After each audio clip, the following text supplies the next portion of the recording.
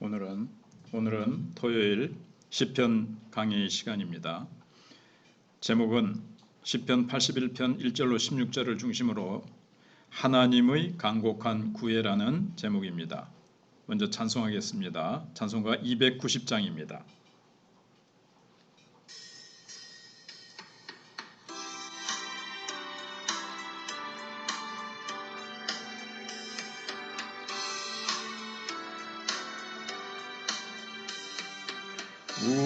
우리는 주님을 늘 배반하나 내 주 예수 여전히 날 부르사 그 참되신 사랑을 베푸시나니 내 형제여 주님을 곧 따르라. 주 널 위해 비네 주 널 위해 비네 주 널 위해 비네 항상 비시네. 주께서 풍성한 은혜를 내려 내 영혼이 나날이 복받으니 주 예수를 너희도 구주로 섬겨 곧 따르면 풍성한 복 받겠네.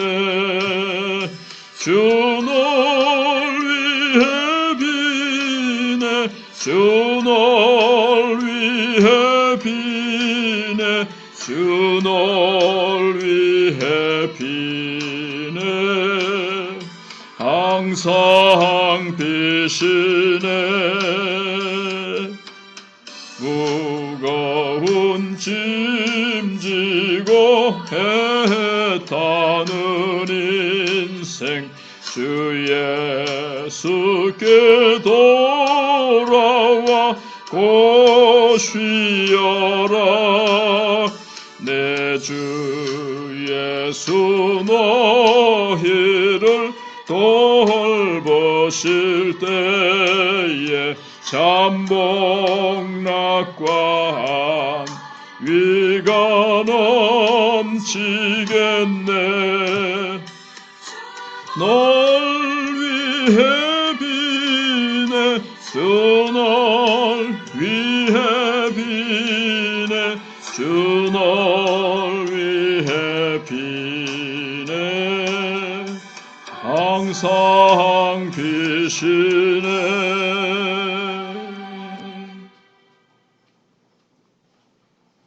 아멘. 이제 그러면 본문 말씀을 봉독해 드리겠습니다. 시편 81편 1절로 16절입니다. 우리의 능력이 되시는 하나님을 향하여 기쁘게 노래하며 야곱의 하나님을 향하여 즐거이 소리칠지어다. 실을 읊으며 소고를 치고 아름다운 수금에 비파를 아우를지어다. 초하루와 보름과 우리의 명절에 나팔을 불지어다. 이는 이스라엘의 율례요 야곱의 하나님의 규례로다. 하나님이 애굽 땅을 치러 나아가시던 때에 요셉의 족속 중에 이를 증거로 세우셨도다. 거기서 내가 알지 못하던 말씀을 들었나니 이르시되 내가 그의 어깨에서 짐을 벗기고 그의 손에서 광주리를 놓게 하였도다. 내가 고난 중에 부르짖음에 내가 너를 건졌고 우레소리의 은밀한 곳에서 내게 응답하며 무리바 물가에서 너를 시험하였도다. 내 백성이여 들으라. 내가 내게 증언하리라. 이스라엘이여 내게 듣기를 원하노라. 너희 중에 다른 신을 두지 말며 이방 신에게 절하지 말지어다. 나는 너를 애굽 땅에서 인도하여 낸 여호와 내 하나님이니 내 입을 크게 열라 내가 채우리라 하였으나 내 백성이 내 소리를 듣지 아니하며 이스라엘이 나를 원하지 아니하였도다. 그러므로 내가 그의 마음을 완악한 대로 버려두어 그의 임의대로 행하게 하였도다. 내 백성아 내 말을 들으라. 이스라엘아 내 도를 따르라. 그리하면 내가 속히 그들의 원수를 누르고 내 손을 돌려 그들의 대적들을 치리니 여호와를 미워하는 자는 그에게 복종하는 채 할지라도 그들의 시대는 영원히 계속되리라. 또 내가 기름진 밀을 그들에게 먹이며 반석에서 나오는 꿀로 너를 만족하게 하리라 하셨도다. 아멘. 주제는 하나님은 언약한 관계가 경청과 소통, 신뢰와 순종 안에서 자라가기를 바라십니다. 핵심 질문은 오늘도 내게 일심으로 하나님을 사랑할 마음 그리고 듣는 마음이 있는가입니다. 명절이 되면 아버지의 식탁에 가족들이 모여 과거를 회상하고 미래를 계획합니다. 유월절, 오순절, 초막절, 명절 때마다 성전에는 축제가 벌어집니다. 노예를 구원하여 왕의 가문으로 품어주신 이스라엘과의 여정을 이렇게 하나님께서 기념하시는 것입니다. 기쁨의 찬양과 자원하는 예배 가운데 하나님이 말씀하십니다. 오늘 본문을 생각해 보면 첫 번째, 나는 너의 하나님인데 죽음의 압제와 고역에 매인 노예들을 구출하셔서 거룩한 백성으로 관계를 맺으시고 그들과 언약하셨습니다. 사실은 언약하심으로 관계가 맺어진 거죠. 언약의 백성으로. 하나님은 생명을 아끼지 않고 전적인 은혜로 먹이고 돌보고 지키셨습니다. 언약의 관계를 유지하기 위해 책임을 다하신 하나님이 이제 이스라엘을 새로운 정체성에 합당한 삶의 방식과 소명으로 초대하십니다. 그러니까 시인은 하나님의 이름으로 찬양으로 초대하는 거죠. 우리가 시를 읊고 소고와 수금과 비파로 하나님을 찬양하자고 합니다. 하나님께서 애굽 땅을 치고 이스라엘 백성을 구원하실 때에 규례로 정해주신 날에 모여 찬양하자고 합니다.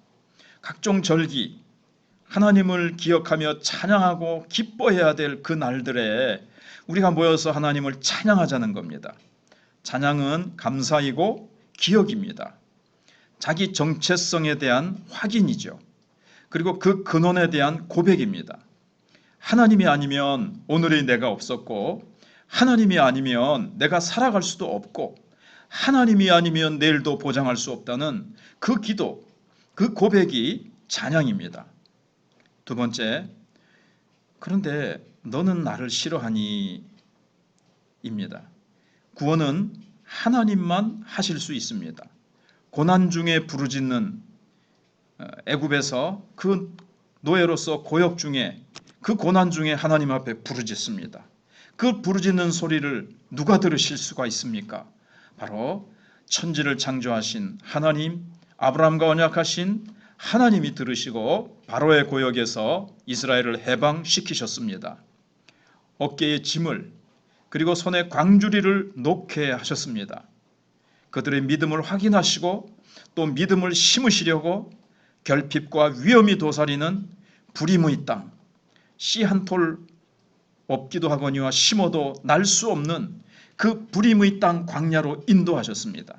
광야 같은 인생길에서 주의 음성을 청종하는 이들을 지금도 창조하고 계십니다. 그 황막한 땅에서 하나님만 바라보도록 하시는 거죠. 그들을 통해서 해방의 역사는 계속되고 있습니다. 죄악된 구조 아래서 신음하는 이들의 짐을 함께 져주지 않는 복음의 요구는 공허할 뿐입니다. 오직 한 분, 구원하실 수 있는 하나님 없는 그런 해방과 자유는 거짓 평화만 만들 뿐입니다.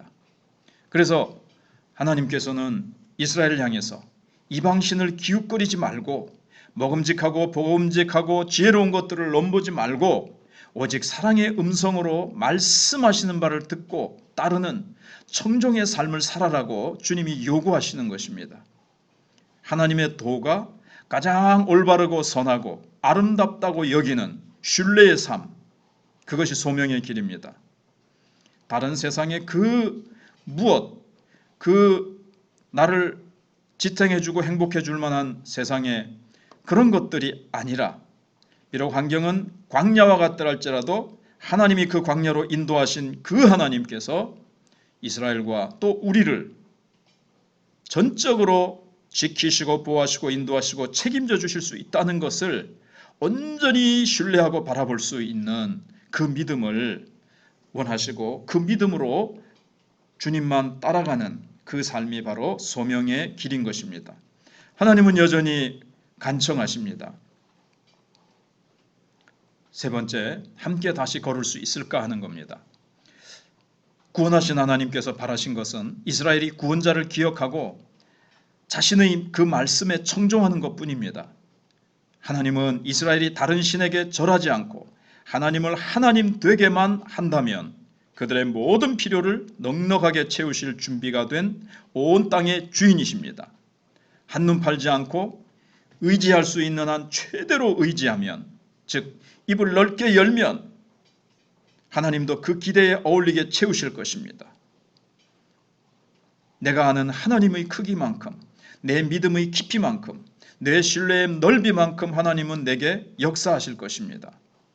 하지만 하나님 말씀 듣기 싫어하는 이스라엘을 그 완악한 마음대로 생각하며 살도록 내버려 두실 것입니다.